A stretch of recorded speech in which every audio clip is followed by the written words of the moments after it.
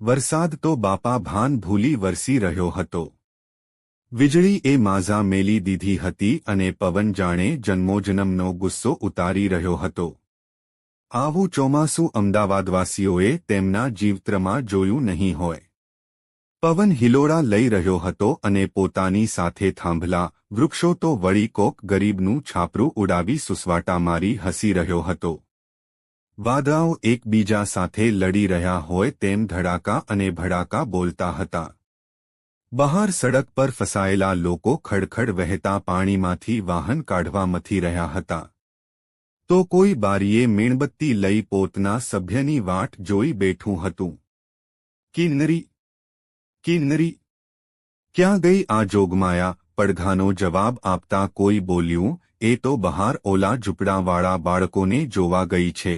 અને આદેશ અપાયો, હાસ તો વળી અમથી જોગમાયા થોડી કહું છું તેને.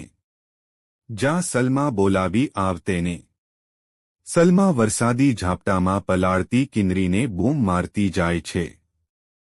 કિન્નરી આવા ધોધમાર વરસાદમાં ઝૂંપડામાં ઝઝૂમી રહેલા પરિવારની વહારે ગઈ હતી. નાના હોકરાવને તેડી તેને મા બાપને હવેલીએ આવવા કહી ભાગતી ભાગતી બાળકો પલળે નહીં તેમ તેડી સલમા સાથે પરત ફરે છે. જગદંબા કિન્નરીને જાણતી હોય તેણે ઝૂંપડાવાળા પરિવાર માટે રૂમ ખોલી રાખ્યો હતો. કિન્નરીને ઇશારો કરી તે રૂમ તરફ જવા કહે છે. કિન્નરી બાળકોને માતાપિતા સાથે રૂમમાં મૂકી વરંડામાં પહોંચે છે. જગદંબા કહે છે, લે ત્યારે સલમા, આપ આને કોરા લુગડા. ભીને ભીની માંદી પડશે. જગત અખાનીમાં થવા કોણ કહે છે એને? જાતનું પણ ભાન ભૂલી જાય છે.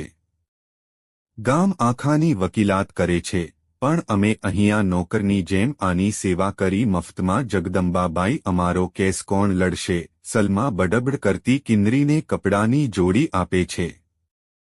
બહાર વરસાદની જોરદાર રમઝટ જામી હતી.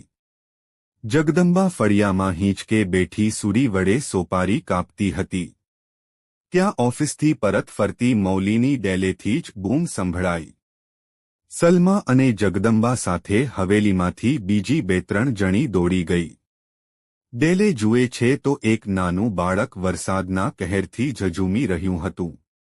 આશ્ચર્ય સાથે ઊભા બધા એકમેકના મોઢા જોવા લાગ્યા.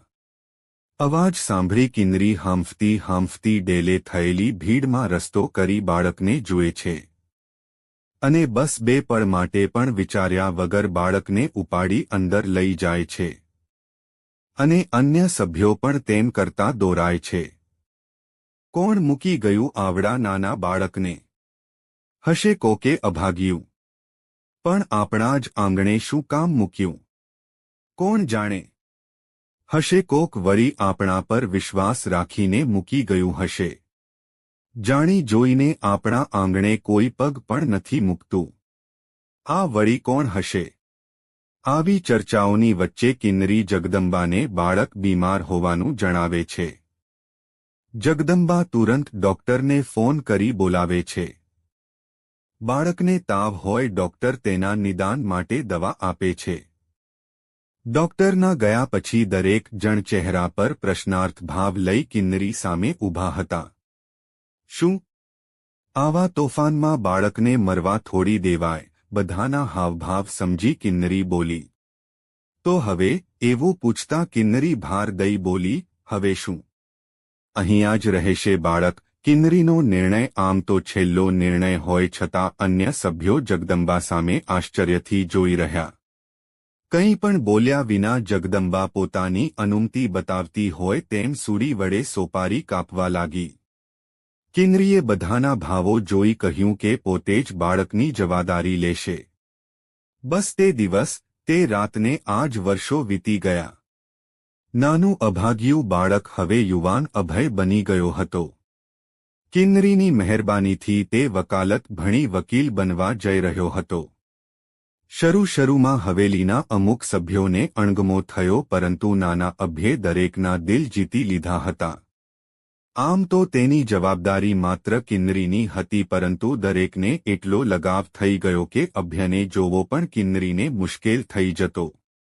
જગદંબા અભયના વાર્તાના સ્ત્રોત હતા. જગુબા જગુબા કરતો અભય દરરોજ વાર્તાઓ સાંભળતો. સલમા સાથે બહાર ખરીદી કરવા જતો તો ક્યારેક મૌલી સાથે તેની ઓફિસે ચક્કર પણ મારતો. અભય નિશાળમાં કહેતો ફરતો, મારે તો કેટલી બધી માં છે. તમારી જેમ એક જ નથી, પણ લોકોના હવેલી પ્રત્યેના વર્તનથી તે વાકેફ થયો ત્યારે તેણે કિન્નરીને કારણ પૂછેલું અને કિન્નરીએ કોઈ ક્ષોભ કે પછી શરમ વગર કહેલું, આ હવેલીમાં રહેતું દરેક સભ્ય કિન્નર છે. આ હવેલી જગુબાની છે કે આપણે બધાને અહીં રહેવા દે છે. કિન્નરનો અર્થ તે યુવાન થતાં સમજ્યો. પોતે આ ઘરમાં રહેલ કોઈ પણ સભ્યનું સંતાન નથી, છતાં ત્યાં હાજર દરેક તેની માં છે. આવો અભય માનતો. કિન્નરી વકીલ હતી અને તેણે અભયને પોતાના સંતાનની જેમ ભણાવી મોટો કર્યો. અને અભય પણ તેના જ રસ્તે જઈ વકીલ બનવાનો હતો.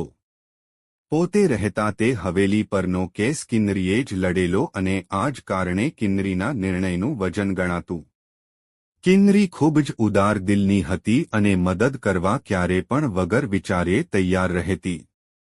તેના નિર્ણયને લીધે જ અભય આજ ડર્યા વિના સમાજ સાથે લડી ભણીગણી આટલો આગળ આવેલો. બધું બરાબર ચાલતું હતું એવામાં એક દિવસ અજાણ્યો વ્યક્તિ હવેલીના દરવાજે આવી ઊભો રહે છે અને જગદંબા તથા કિન્નરીના નામની રાડો પડે છે. હવેલીના દરેક લોકો દરવાજે આવી ઊભા રહે છે.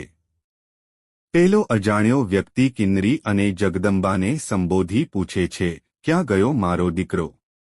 મારી નાખ્યો કે જીવે છે? અભય પણ તરત હાજર થાય છે. અન્ય કોઈ બોલે તે પહેલા અભય તે વ્યક્તિને પોતાની ઓળખાણ આપવા કહે છે. ત્યારે તે વ્યક્તિ પોતે અહીં હવેલીના ડેલે ચોમાસાની આકરી રાતે પોતાના સંતાનને મૂકી ગયો હોવાની વાત કહે છે અને પોતે સંતાનને લેવા આવ્યો છે એવી જાહેરાત કરે છે. અભય પોતે જ એ બાળક હોવાની જાહેરાત કરે છે અને પોતે વ્યક્તિને ઓળખતો ન હોવાનું કહી હવેલીને પોતાનું ઘર ગણાવે છે. કિન્નરી જ્યારે અભયને આમ તરહોડવા પાછળનું કારણ પૂછે છે ત્યારે એ બેશરમ વ્યક્તિ અભય એક વૈશ્યાનું સંતાન હોય અહીં મૂકી ગયો હોવાનો ખુલાસો કરે છે. અભયની માતા જન્મ આપતી વેળાએ જ મોતને ભેટી ગઈ ત્યારે આ બાપે અભયને કિન્નરોની હવેલીએ તરહોડી દીધો. પરંતુ તેની ધાર્યા વિરુદ્ધ કિન્નરી તથા અન્ય સભ્યોએ અભયને ભણાવી ગણાવી મોટો કર્યો અને પ્રેમ, વાત્સલ્ય અને હૂંફ આપી. આજ જ્યારે પોતેની સંતાન હોય એ લુચ્ચો માણસ હવે અભયને પાછો લેવા આવે છે. તમામ ઘટના જોતા કિન્નરી અભયને નિર્ણય લેવા કહે છે. બેટા, તને ભણાવી ગણાવી મોટો જ એટલે કર્યો છે કે તારા જીવનના દરેક નિર્ણયો તું ડર્યા વગર તારી જાતે જ કરે. તારે જવું હશે તો કોઈ તને રોકશે નહીં. અભય તેના બાપનું બાવણું ઝાલી તેને ડેલાથી દૂર લઈ જઈ કહે છે, તમે જે પણ હોય મારા કોઈ સગા નથી.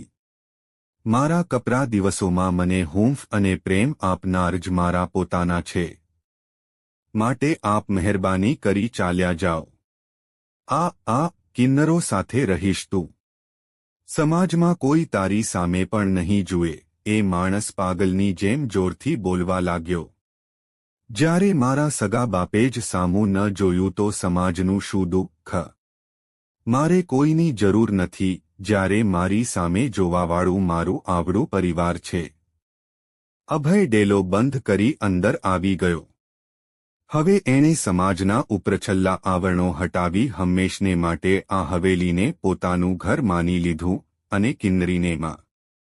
જો તમને આ વિડિયો ગમ્યો હોય તો લાઇક કરો, મિત્રો સાથે શેર કરો અને ચેનલને સબસ્ક્રાઇબ કરો. ધન્યવાદ.